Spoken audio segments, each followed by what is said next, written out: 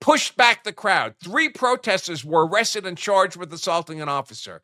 This judge arbitrarily says, well, you can only consider, the president, in my view, is only allowed to consider events that happened from June 15th on. Why? Why can he not consider the prior day, June 14th? Is that great deference to the president? By choosing a starting date that the judge favors that excludes all of this? Wouldn't great deference suggest if it's an arbitrary date selection, the president gets to decide whether he gets to consider what happened on June 14th or 15th? June 24th, protesters attempted to set a U.S. flag on fire, lit an incendiary device near the guard shack, in an arson device, threatened officers with knives. These are deadly force threats. Poured motor oil in the vehicle entrance. They're impeding federal law enforcement operations. That's a felony. Is that normal?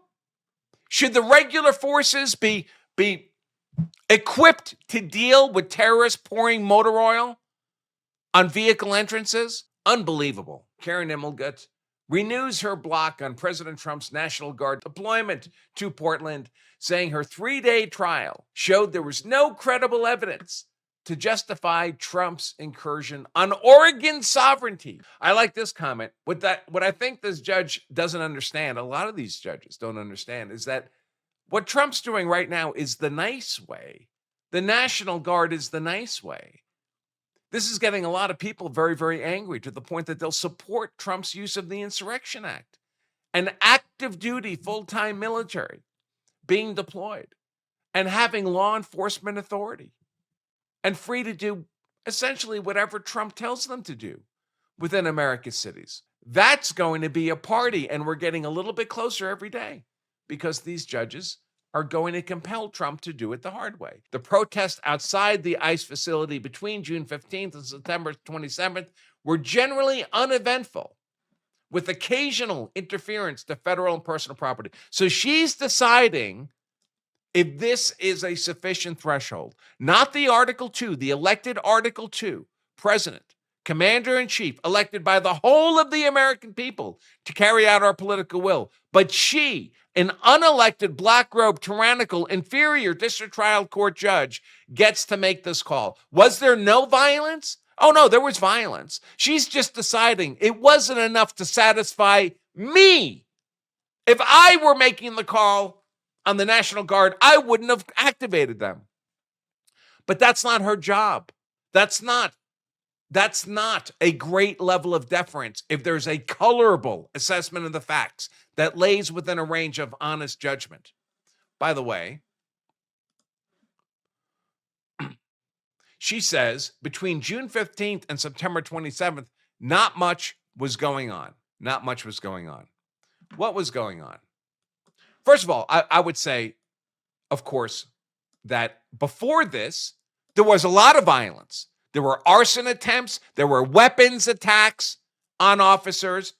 And the president doesn't have to assume that the forces, the terrorists doing that, are not going to, in an instant, on a whim, simply re-escalate to that level. They demonstrated their willingness to engage in lethal violence. He doesn't lose his power to call out the National Guard because they calmed down for a hot second. It's not like they went away. They're still there. They're still there wearing their black bloc uniforms, trying to get ICE officers and other people killed, including with deadly force. So she says between June 15th and September 27th, not much was going on. Everybody want to hang with me here? Let's take a look at this. Because I asked Grok for some help on this question. June 15th to September 22nd. Let's take a look at this. Let's see. June 14th. Notice how she cherry-picked the dates. What was happening on June 14th, the day before her cherry-picked date of June 15th? A group of protesters, including one with a firearm, advanced on the main gate, throwing rocks and sticks at the guard shack and firing M80 fireworks. These are serious level, almost industrial level explosives at federal officers. They threw a mortar at the front entrance, injuring an officer, set 2 fires, arson, in front of the building, chained exterior doors so if it caught on fire, people would not be able to escape to safety. Attempted to breach the front door, forcible and unlawful entry, broke glass windows. Officers barricaded inside and deployed long guns but did not fire. BORTAC, an ICE special response team. The word special may suggest to you that these were not regular forces, were they? Pushed back the crowd. 3 protesters were arrested and charged with assaulting an officer. This judge arbitrarily says, well, you can only consider, the president, in my view, is only allowed to consider events that happened from June 15th on. Why?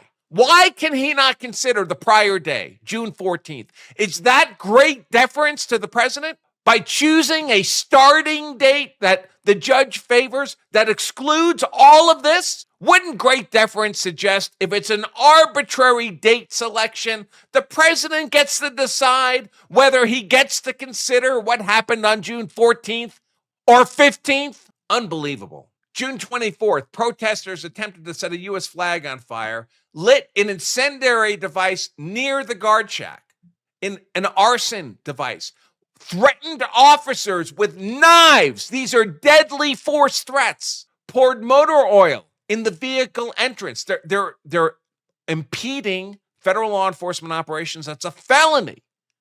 Is that normal? Should the regular forces be equipped to deal with terrorists pouring motor oil on vehicle entrances? Shot at officers with a paintball gun, shined a laser into officers' eyes. That's a deadly force attack. Blinding someone, and these are powerful lasers they use. We've all used laser pointers, right? In school, in work. You all know they have a label on it, don't point it at your eyes. Well, these terrorists are using lasers capable of causing permanent eye injury. Serious bodily injury, loss of a bodily function is a deadly force attack. Another assaulted an officer with a machete and a knife. I want to remind you what the judge said. The protests outside the ICE facility between June 15th and September 27th were generally uneventful, with occasional interference to federal personnel and property.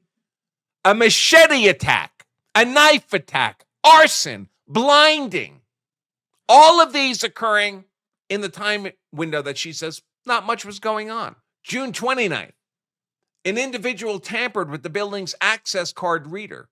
You know why they do that? One is try to gain entry. 2 is now it complicates the ability for federal officers to get into and outside the building and makes them more vulnerable to attack. 3 card readers were vandalized, delaying employee access. Yes, when you're delaying access, that makes them more vulnerable to attack. Attack by people who've already threatened with knives, committed arson, threatened with machetes, brought guns, committed arson. Protesters also doxed federal officers and their families, posting their names, photos, addresses online with threats. They followed officers to hotels. That's not threatening behavior. Why do you think they're following these officers home where their wives and their children live? July 4th, individuals defaced ICE property with graffiti. One ran at and kicked an officer. That's a felony, an 8-year felony. Another threw an incendiary device that detonated near officers. That's a bomb. All of this in the window of time in which this judge, Karen Immergut, says nothing much was happening. August 9th, protesters struck exiting ICE vehicles with their fists. That again is a federal felony. September 3rd, a person flew a drone near facility windows. Why are they doing that? Why do you think federal officers would be concerned about a drone flown by a terrorist outside the windows of their facility? You think it might be to spot targets inside the building? How was Charlie Kirk killed? With rifle fire. What happened in Dallas?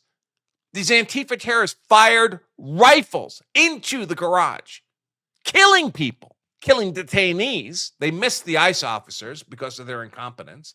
And that person reacted violently upon arrest. So more violence against law enforcement simply doing their duty. September 4th. Now the protesters are trying to get homeless people killed. Coerced homeless individuals to approach and rattle the gates trying to enter the facility. An aggressive woman armed with a Glock made threats to ICE agents. Again, all of this in the window in which this judge says, no reason for anyone to be alarmed. It was generally uneventful with occasional interference to federal personnel and property. Armed threats with a gun. September 6th, 50 to 60 protesters, some in black bloc, that's the Antifa paramilitary brown shirt uniform, swung sticks near the facility. Why do you think they're doing that if not to threaten the officers inside? September 9th, individuals shined high-powered flashlights at departing vehicles to harass the drivers. This is to disorient them, make them more vulnerable to attack. This isn't holding up a sign saying, we hate ICE. September 12th, photographed unmarked vehicles leaving the facility and posted its location online. A group of 8 to 10 unloaded sticks and bats nearby. Nothing much going on, though. No reason to be concerned about the safety of federal personnel and property. 40 to 50 protesters on September 3rd. One used a green laser on facility personnel. Again, that's a deadly force attack, an attack readily capable of causing serious bodily injury, blindness. 150 protesters threw objects at Portland Police Bureau car. What do you think the objects were? You think they were Nerf balls?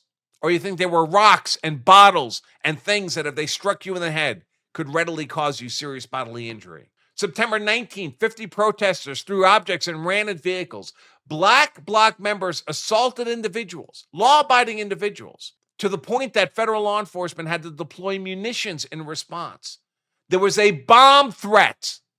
A bomb threat. Nothing much going on. Occasional interference.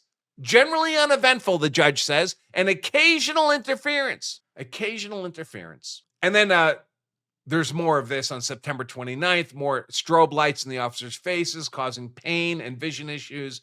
But now we're at September 29th, and this judge has arbitrarily chosen a cutoff date of September 27th. All of that I just cited you, these are facts that this judge said, I looked carefully at the facts, and I'm concluding Trump had no justification. No justification.